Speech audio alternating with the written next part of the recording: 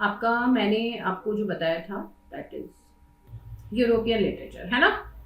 European literature को हमने divide किया था दो पार्ट में। कौन से दो पार्ट थे? North Europe, remember, and south Europe, है ना। नॉर्थ यूरोप को फिर से तीन पार्ट में डिवाइड किया था। हाँ, German literature, French literature and Russian. ये भी बहुत बड़ा पोर्शन नहीं है, एक एक दिन की क्लास होगी इनकी भी, ठीक है। इसको हमने डिवाइड किया था फिर से तीन में, दैट इज एंशियंट, दो में ancient and second is Italian. Ancient दो पार्ट में था आपका,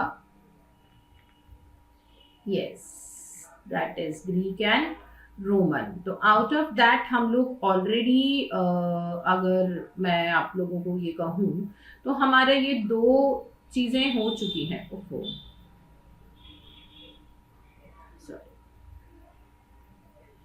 मेरी हमारा ये एंशियंट वाला पोर्शन कंप्लीट हो चुका है, क्योंकि ये ग्रीक जो है that is out of all, अगर हम ग्रीक लिटरेचर को देखते हैं तो that is oldest and biggest, क्योंकि इसका इलियड एंड ओडिसियस ही बहुत बड़ा है, ठीक है। उसी को करने में हमें 2 दिन लग गए। ये देखिए, that shows the length and range of character. Then Roman हमारा छोटा ही था, वो हमने एक दिन के छोटी सी क्लास में हमने फिनिश कर लिया था। हमारे फ्रेंच जर्मन भी इसी तरीके से रहेंगे, लेकिन यहाँ इंपॉर्टेंट राइटर्स निकलेंगे। सिमिलरली इटालियन जो है, this is also an important literature.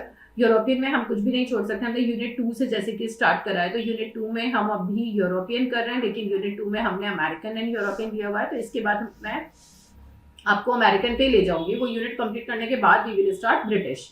Okay, तो हमारा ये होगा कि होली तक एटलीस्ट एक यूनिट हमारी कंप्लीट हो जाएगी easily. Got it? Italian literature, Italian literature में या जो भी हम ये यूरोपियन लिटरेचर कर रहे हैं, जैसे कि मैंने आपको ये पहले के लिटरेचर्स करवाए हैं, तो इसमें अगर मैं ये देखती हूँ कि ग्रीक लिटरेचर में हमारे पास हार्डली कितने राइटर आए। हमारे पास एक होमर है, उसके अलावा पिंडार एक राइटर करवाया है, सैफो बताया है, देन 3 मेजर ट्रेजिडियन है, एक कॉमेडियन है, एक स्टोरी राइटर है, यही राइटर्स है। तो हार्डली हमारे पास 6 to 7 इंपॉर्टेंट राइटर्स ग्रीक में आ जाते हैं। रोमन में कौन कौन है? वर्जिल, ओविड, हॉरेस, क्विंटिलियन, और कोई राइटर बताया मैंने उसमें? वर्जिल बताया था, ओविड बताया था, और एक वो आई थिंक प्लॉटस, है ना। तो यहाँ पे आपके 5 राइटर्स आते हैं ओवरऑल। पर इस पूरे पोर्शन में अगर हम देखते हैं तो दैट इज 10 to 12 राइटर्स हैं जो आपको करने हैं, और उनमें से कितना, एक क्वेश्चन आता है, 1 से 2 क्वेश्चन इसमें से आ जाते हैं आपके। ये मान के चलिए कि ऐसा नहीं है कि क्वेश्चन नहीं आते, 1 से 2 क्वेश्चन इसमें से आएंगे। तो हमारा रेशो भी वही होता है कि 10 राइटर पे 1 क्वेश्चन बनता है कोई। सो अब इटालियन के अंदर जो आपके, तो ओवरऑल राइटर्स जो मैं कराऊंगी वो लगभग 20 राइटर्स होंगे, लेकिन आउट ऑफ दैट वही 10 to 12 राइटर है आउट ऑफ 25 राइटर्स जो हमें करने हैं। तो ये इंपॉर्टेंट राइटर्स होंगे। अभी मैं आपको लगभग 25 राइटर्स कराऊंगी। तो उसमें से ये 10 to 12 राइटर्स हैं जो इम्पोर्टेंट है, जिसमें दांते वगैरह और ये सारे राइटर्स आएंगे। तो we have to start with this literature, और मेन राइटर्स को आप अपना ध्यान रख के करिए। नाउ फर्स्ट जो ये राइटर है दांते एलिगिरी, he belongs to 13th century and he is a well known writer. He is known as the father of Italian languages and poetry. ठीक है, इनके ये 2 ही इंपॉर्टेंट वर्क हैं, जिसमें मेन जो इनका आता है दैट इज डिवाइन कॉमेडिया। ये इनकी डेथ के बाद पब्लिश हुआ था, which is divided into 4 books. ठीक है, it's story and earth, their planetary position या यूनिवर्सल पोजीशन,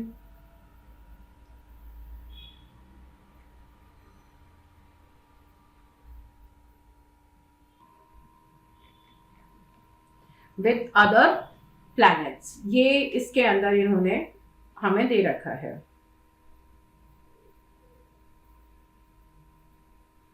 अब बताती हूँ आपको चारों बुक्स के नाम, और वो किस बारे में है वो हम लोग देखेंगे।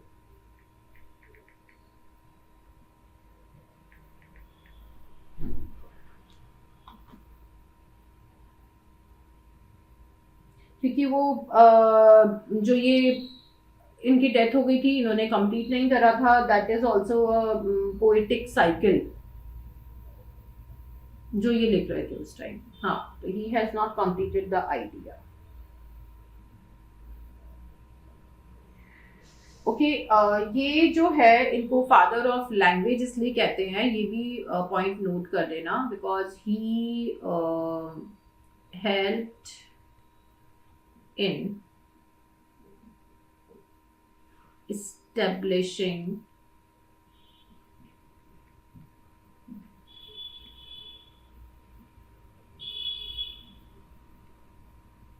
the Tuscan language। ठीक है। अब अच्छा, ये जो वर्क है, I have this is in 3 books. First is inferno,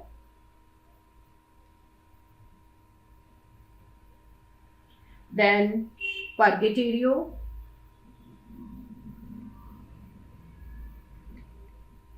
and then Paradiso।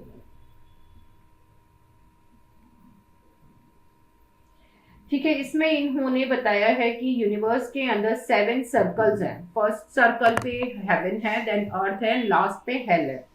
तो अगर हमारी डेथ हो रही है तो we have to move toward the earth जो नीचे है, और उसके बाद उसकी लाइन जो हेवन से जुड़ी हुई है, वहीं से हम हेवन जा सकते हैं। डायरेक्ट अर्थ पे केवल वही इंसान हेवन में जा सकता है जो अपलिफ्ट करेगा, मतलब कि जिसकी जो डेथ है वो एबनॉर्मल होगी एक तरीके से। सेंट्स के लिए इसने कहा है कि उनकी डेथ नहीं होती है, उनकी जो सोल होती है वो अपलिफ्ट होती है। अदरवाइज बाकी सबकी डेथ होती है और उनको गॉड लेके जाते हैं।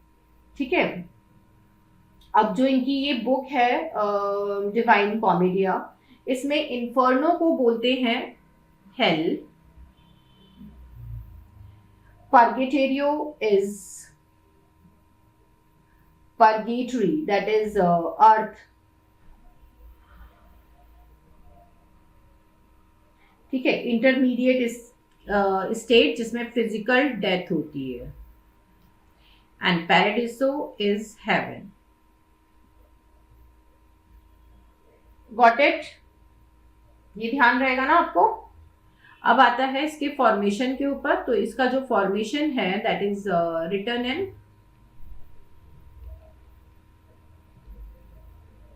Terza rima.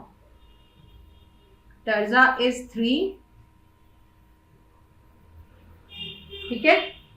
Terza means terza rima हेंडेकासिलेबिक।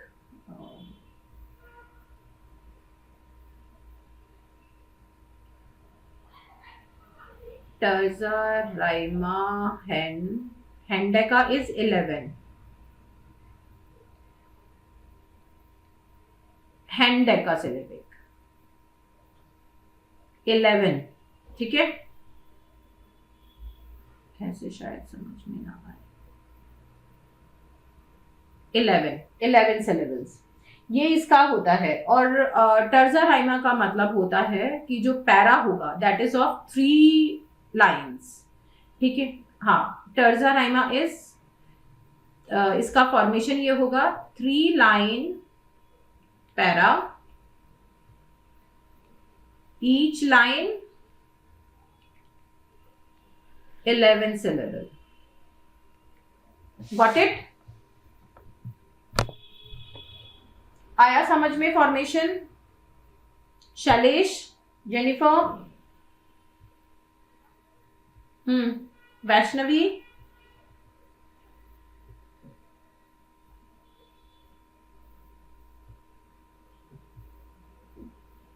चलिए इसके उसके अंदर इसने 7 डेडली सिंस की बात करी है इन्फर्नो में, उसके लॉर्ड की बात करी है कि उसका लॉर्ड कौन है, that is Satan, the brightest star, Lucifer, ये सब इसने बताया है।